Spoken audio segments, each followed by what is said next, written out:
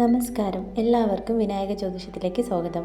2026 ജനുവരി 1 മുതൽ ഡിസംബർ 31 വരെ തിരുവാതിര നക്ഷത്രക്കാരുടെ ഗുണഫലങ്ങളും ദോഷഫലങ്ങളുമാണ് ഇന്നത്തെ വീഡിയോ.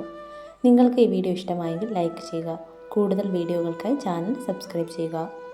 2026 പുതുവർഷത്തിൽ ഓരോ ഗ്രഹങ്ങളുടെയും സ്വാധീനത്താൽ ഉണ്ടാകുന്ന ഗോചരഫലമാണ് ഞാനിന്നിവിടെ പറയുന്നത്. പ്രധാനമായും 4 ഗ്രഹങ്ങളാണ് ഗോചരപരമായ ഫലങ്ങൾ തരുന്നത്. വ്യാഴം, ശനി, രാഹു, കേതു എന്നീ 4 ഗ്രഹങ്ങൾ ജ്യോതിഷപരമായ ഓരോ സ്ഥാനങ്ങളിൽ നിൽക്കുമ്പോൾ ഉണ്ടാകുന്ന ഗോചരഫലങ്ങൾ വ്യത്യസ്തമായിരിക്കും.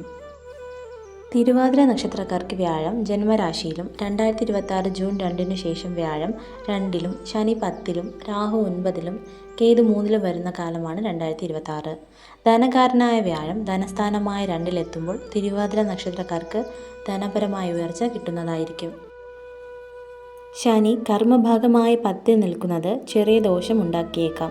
എങ്കിലും പൊതുവെ നോക്കിയാൽ തിരുവാതിരക്കാരെ സംബന്ധിച്ച് ഈ വർഷം ഗുണമുള്ള ഒരു വർഷം തന്നെയായിരിക്കും.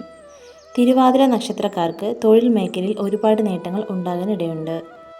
പൊതുപ്രവർത്തകരെ സംബന്ധിച്ച് വളരെയധികം നേട്ടങ്ങൾ കിട്ടുന്ന സമയമാണിത്. അവർക്ക് അംഗീകാരങ്ങളും ആശീർവാദങ്ങളും പുരസ്കാരങ്ങളും ആദരവുകളുമൊക്കെ ലഭിക്കുന്ന ഒരു സമയമാണ്. ബിസിനസ് സംബന്ധമായ കാര്യങ്ങൾ ചെയ്യുന്നവർക്ക് ബിസിനസ്സിൽ പുരോഗതി ഉണ്ടാകും.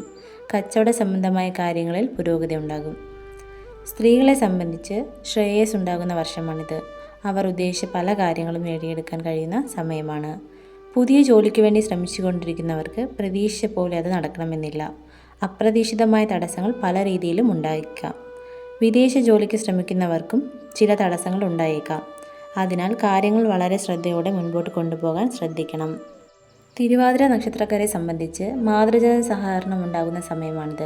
മാതാവിൽ നിന്നും സ്വത്തുക്കൾ കിട്ടാനുണ്ടെങ്കിൽ അതെല്ലാം കിട്ടാവുന്ന ഒരു വർഷമാണിത്.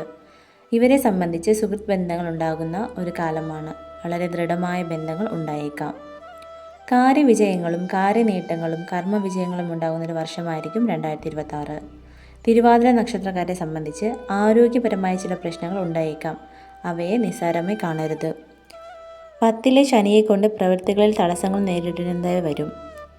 ഈശ്വര പ്രാർത്ഥനയിലൂടെയും വഴിപാടുകളിലൂടെയും അതിനെ മറികടക്കാൻ സാധിക്കുന്നതാണ്.